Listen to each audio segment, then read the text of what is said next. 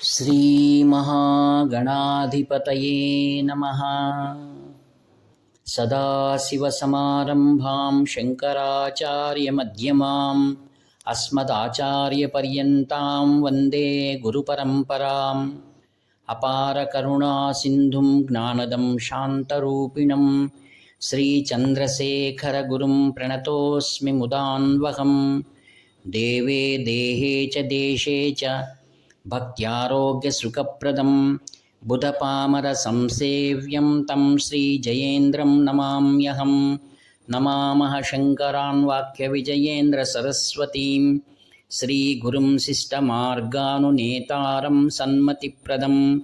सर्वमङ्गलमाङ्गल्ये शिवे सर्वार्थसाधिके शरण्ये त्र्यम्बके देवी नारायणि नमोऽस्तुते।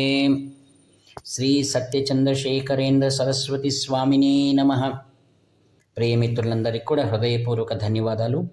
ఆత్మీయులారా, మనం మహాత్ములు అనేటువంటి విషయం పైన దైవానుగ్రహంతో ఈ విషయాలన్నీ కూడా మనం చర్చిస్తున్నాం.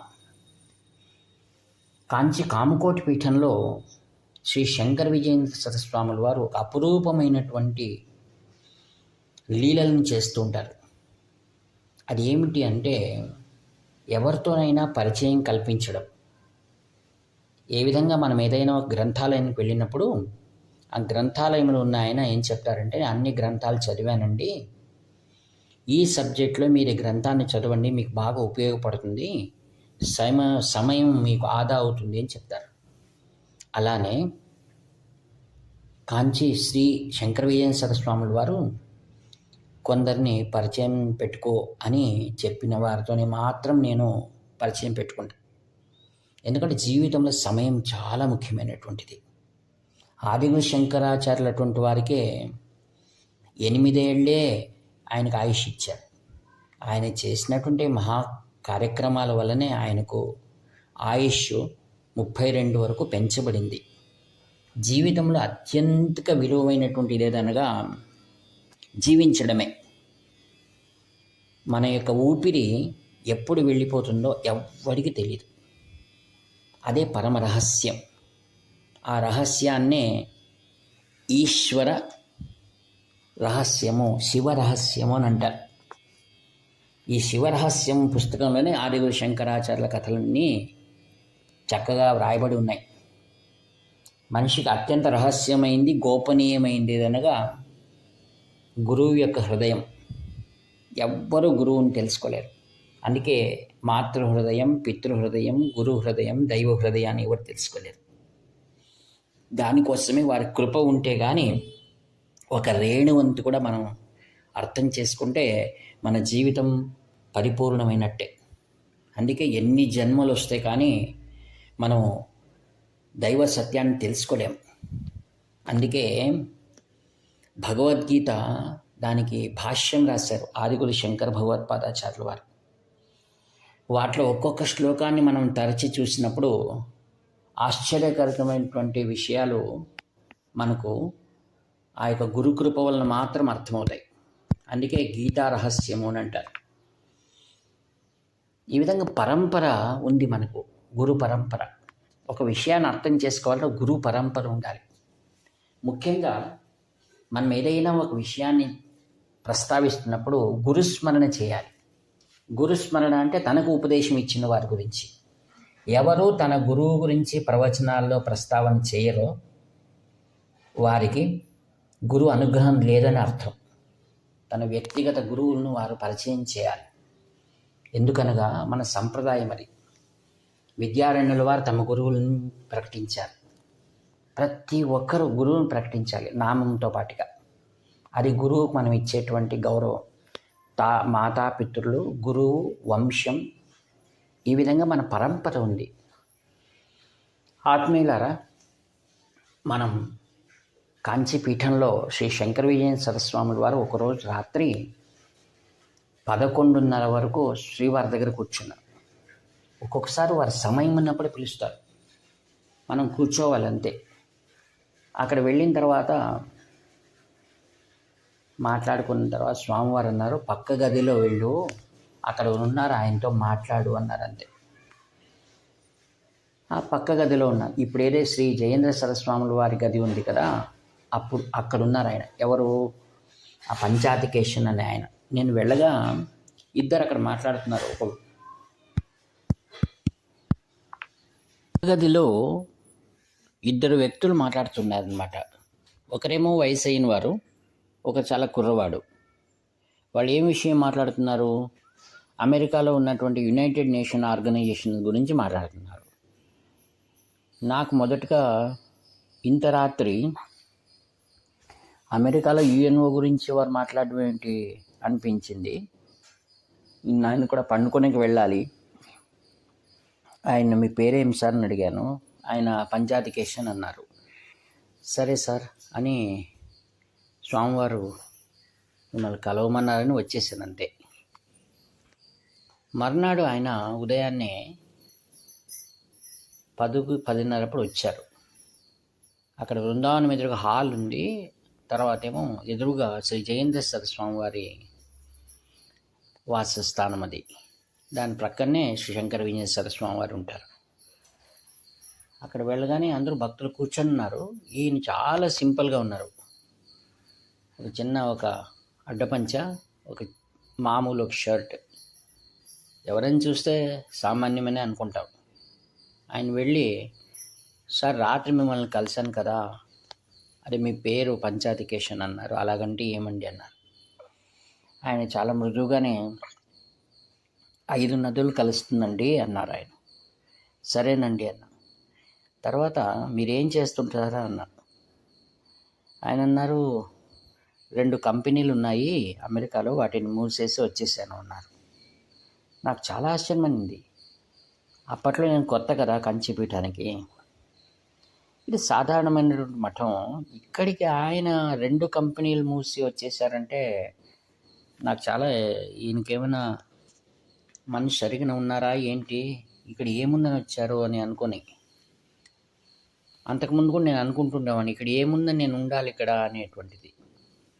సార్ నేను అడిగాను ఆయన, సార్ ఇక్కడ ఏముందని మీరు వచ్చారు సార్, 2 కంపెనీలు మూసి వచ్చారా అన్నారు. అవునండి అన్నారు. సార్ ఎందుకుంటున్నారు సార్ ఇక్కడ, వీరి గురించి మీకు ఏమనిపిస్తుంది అన్న. ఆయన అన్నారు, వారు దైవం అండి అన్నారు. అవునా అన్నాను. తర్వాత వారితో మాట్లాడుతూ, సార్ మీరేం సార్ దైవం అని చెప్తారు, మీ అనుభవం ఏంటి అని అడిగితే, అప్పుడు ఆయన చాలా మృదువుగా మాట్లాడతారు, చాలా తక్కువగా మాట్లాడతారు, మరియు సున్నితంగా మాట్లాడతారు. ఎంత సరళంగా మాట్లాడతారంటే ఎంతో మేము నేర్చుకునేది ఉంది అనిపిస్తుంది. ఆయన ఏం చెప్పారంటే, చూడండి ఇప్పుడు మీరు చేతికి వాచ్ కట్టుకున్నాను కదండి నేను, శ్రీవారు అంటే శంకర విజయేశ్వర స్వామి వారు దాన్ని తీసి పక్కన పెట్టు అంటారు అనుకోండి, ఆ పక్కన పెట్టేస్తున్నాను అంతే. అది ఎందుకు విప్పి పక్కన పెట్టమని చెప్పారు అనేది మనకి ఇప్పుడు అర్థం కాదు. అది దాదాపుగా 25 ఏళ్ళ తర్వాత ఆ రోజు ఎందుకు వారు ఇప్పి పెట్టమన్నారు అనేది మీకు ఆ రోజు అర్థమవుతుంది అంతే అన్నారు ఆయన. ఏదో ఆయన విషయాలు నాకు అంతగా ఆయన చెప్పేటువంటి నాకు అప్పట్లో అనిపించలేదు ఏమీ అని, ఏ విషయమే అంత సులభంగా ఆయన చెప్పారు అని. అంటే ఒకటి మాత్రం నిజమే, ఆయన మాటల్లో ఎంతో నమ్మకం అన్నీ అనిపించాయి. అంటే ఈయన ఒక నిర్ణయం పైన ఉన్నారు అని. తర్వాత శ్రీవారు పిలిచారంటున్నట్టు ఆయన వెళ్ళిపోయారు. తర్వాత అలా మొదలైంది మా ఇద్దరిది స్నేహం. ఆయన చెప్పిన మాట యథార్థం. నాకు ఈరోజు అనిపిస్తుంది, శ్రీ శంకర విజయేశ్వర స్వాముల వారు ఏదైనా ఒకటి చెప్పారంటే అది అప్పట్లో మన మందబుద్ధికి అది అందుకోలేం, ఇంకా మనం పరిణితి చెందలేదని అర్థం. తర్వాత ఎన్నో ఏళ్ళకి కానీ ఆ రోజు వారు ఈ మాట అన్నారు కదా, ఇది దీనికి కారణము అని మనకు అనిపిస్తుంది. అలాంటి ఎన్నో నాకు అనుభవానికి వచ్చాయి. శ్రీవారు సహజంగా చెప్పిన మాట కూడా అది అంతగా నాకు అనుభవానికి వచ్చింది. అప్పుడు అనిపిస్తుంది మనం ఇంకా ఎదగలేదు, ఇంకా ఎదగాలి. అందుకే రామాయణం తీసుకోండి, మహాభాగవతం తీసుకోండి, ఏదైనా ఒక పద్యం దాంట్లో తీసుకుంటే దాంట్లో లోతుగా బాగా పరిశోధన చేసిన వానికి దాన్ని బాగా అర్థమవుతుంది. ఇంకాస్త ఎదుగుదల వచ్చిన తర్వాత అదే పద్యం మరి ఒకసారి చదివినప్పుడు మనకు నూతనమైనటువంటి మరొక అర్థం మనకు స్ఫురిస్తుంది. అంటే అక్కడ పద్యమేమో అదే, పద్యం అదే, అయితే మనలో ఎదుగుదల వచ్చింది. దానివలన మనకు నూతనమైనటువంటివి మనకు అర్థమవుతాయి. ఈ విషయంలో ఆ యొక్క భగవద్గీత గురించి చాలామంది విషయం చెప్తారు. మీరు ఎన్నిసార్లైనా భగవద్గీత చదవండి, భగవద్గీత మరీ మీకు నూతనంగా అనిపిస్తుంది. అంటే సాధన చేసిన వానికి భగవద్గీత నూతనమైనటువంటి ఆవిష్కారం మనకు అనిపిస్తుంది. అలానే సత్కర్మలు చేసి సాధన చేసిన మళ్ళీ భగవద్గీత చదవండి, మరి ఒక కొత్త అర్థం మనకు వస్తుంటుంది. ఎలా శ్రీ వెంకటేశ్వర స్వామిని మనం ఎన్ని మార్లు చూసినా మరీ కొత్తగానే అనిపిస్తుంది. అంటే మన హృదయం స్వచ్ఛమైనంతలా మనకు ఆయన కొత్తగా అందంగా మనకు అనిపిస్తారు. అలానే గురువు అనేటువంటి వారు అలా ఉంటారని ఆయన మాటల్లో వ్యక్తమైంది. ఒకసారి సందర్భం వచ్చినప్పుడు మేము ఒక గది ఉండేది. ఇప్పుడు అప్పట్లో చాలా చక్కగా లేదు అది గది, ఎక్కడెక్కడ అస్తవ్యస్తంగా ఉన్నాయి, అనేకమైన పుస్తకాలు, అది చెల్లాబదిగా ఉండేది. నేను వెళ్ళి అక్కడే పడుకునేవాడిని, ఎందుకంటే అప్పటి పరిస్థితులు అట్లాంటివి, ఎవరు ఎక్కువ వచ్చేవారు కాదని చెప్పాను. వెళ్ళి అక్కడ చాప వేసుకొని పడుకునేవాడిని. ఒక్కొక్కసారి రాత్రి 9 గంటలప్పుడు 10 అలా అప్పుడు ఆయన వచ్చేవారు. 10-10:30 ఎవరు ఉండరు, ఆయన అప్పుడు వచ్చేవారు. వచ్చి శ్రీవారితో మాట్లాడేక ముందు వెళ్ళిపోయేటప్పుడు నన్ను మాట్లాడించేవారు. కూర్చొని ఉంటే ఆయన నాకు ఎందుకు ప్రేమను తెలీదు. ఆయన కూర్చొని మాట్లాడుతున్నప్పుడు నేను ఒక్కొక్కటిగా ఆయన్ను అడిగి తెలుసుకునేవాడిని. ఆయన ఒకసారి ఏమన్నారంటే, మేము అందరూ నిద్రపోయిన తర్వాత మా పని మొదలవుతుందండి అనేవారు. ఎలా ఉంటాయంటే ఒక యోగులు మాట్లాడతారే అలా ఉంటాయి. ఆ మాట ఎంత స్ఫురణ అనిపిస్తుందంటే మనకు భగవద్గీతలో అదే విషయమే భగవంతుడు అంటాడు, లోకం నిద్రపోతున్నప్పుడు యోగులు మేల్కొంటారని, యోగులు మేల్కొన్నప్పుడు లోకం నిద్రపోతూ ఉంటుంది అని. అంటే వారు అంతా ప్రశాంతంగా ఉన్నప్పుడు వారి లోక కళ్యాణం గురించి మరియు మనం చేయవలసిన పనుల గురించి వారు యోచన చేస్తూ ఉంటారు మహాత్ములు. రేపు ఏం చేయాలి, ముందు ఏం చేయాలి అని. అయితే మనము తమో గుణం ఉన్నటువంటి వాళ్ళు మనకు నిద్ర వచ్చిందా పడుకొనిస్తాం. మనకేది ప్లాను పద్ధతి అనేవి ఉండవు. ఆయా సమయానికి అప్పుడు ఏమేమి తోస్తుంటుందో అలా చేస్తుంటాం. కావున మనకు ప్రగతి అనేది మనకు అనిపించదు. ఆయన ఇంకొక మాట అన్నారు ఒకసారి, నేను చేస్తున్న పని ఇక్కడ వారికి ఎవరికి తెలియదండి, నేను ఆకు వెనకల పిందే మాదిరిగా ఉంటాను, చాలామందికి అసలు నేను ఎవరో కూడా తెలియదు ఇక్కడ అన్నారు. నిజంగానే ఆయన చెప్పిన మాట నాకు అనుభవానికి వచ్చింది. ఆయన చేస్తున్నటువంటి పనులు ఏవైతే ఉన్నాయో చాలా గొప్ప పనులు చేశారు. ఉదాహరణకు కాశ్మీర్లో ఒక మిలిటరీ క్యాంపస్లో శ్రీ జయేంద్ర సరస్వాముల వారిని రక్షణ కవచంగా అక్కడ వైభవమైనటువంటి మహాయజ్ఞం చేశారు. విశ్వ కళ్యాణ యజ్ఞం అది.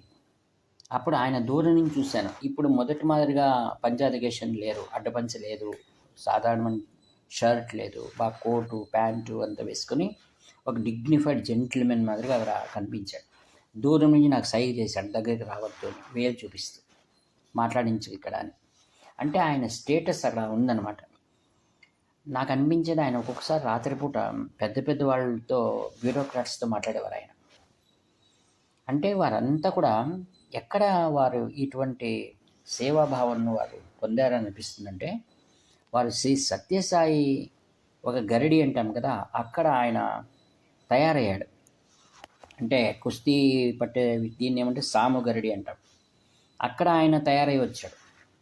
అంటే ఎవరెవరైతే మంచి లోకం సహాయం చేసేటువంటి వాళ్ళందరూ ఎవరైతే ఉన్నారో చాలామంది నేను చూశాను అటువంటి వాళ్ళు ఇప్పటికీ సమాజం కోసం ఏ కీర్తి ఆశించకుండా ప్రశాంతంగా తమ పనులు తాము చేసుకుపోయేవాడిని వేల కొద్ది మనం ఇప్పుడు ఉన్నారు. మనం వారికి కనిపించడం చాలా మనకు అరుదు.